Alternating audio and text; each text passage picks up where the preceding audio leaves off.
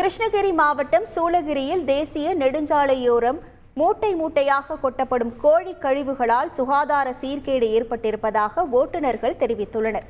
அதிலிருந்து துர்நாற்றம் வீசுவதோடு நோய் பரவும் அபாயம் இருப்பதாக அச்சம் தெரிவித்த அவர்கள் இறைச்சி கடை உரிமையாளர்கள் மீது கடும் நடவடிக்கை எடுக்க வேண்டும் என வலியுறுத்தினர். நெல்லையில் வழக்கறிஞர் சரவணராஜ் படுகொலை செய்யப்பட்டதை கண்டித்து 300க்கும் மேற்பட்டோர் போராட்டத்தில் ஈடுபட்டனர். படுகொலை செய்யப்பட்ட சரவணராஜ் குடும்பத்திற்கு 1 கோடி ரூபாய் நிவாரணம் வழங்க வேண்டும் என்பதை வலியுறுத்தி கோஷமிட்டனர்.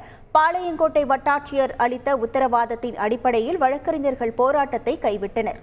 தொல்லியல் துறை கட்டுப்பாட்டில் உள்ள கும்பகோணம் ஜராவதீஸ்வரர் கோவிலுக்கு சொந்தமான 1 கோடி ரூபாய் சொத்து அதிரடியாக மீட்கப்பட்டுள்ளது. நீதிமன்ற உத்தரவின்படி தராசுரத்தில் உள்ள 5 கடைகள் 5 வீடுகள் மீட்கப்பட்ட நிலையில் இவற்றின் மதிப்பு 1 கோடி ரூபாய் என இந்து சமய அறநிலையத்துறை அதிகாரிகள் தெரிவித்துள்ளனர். செய்திகளை உடனுக்குடன் தெரிந்து கொள்ள உடனே சப்ஸ்கிரைப் பண்ணுங்க.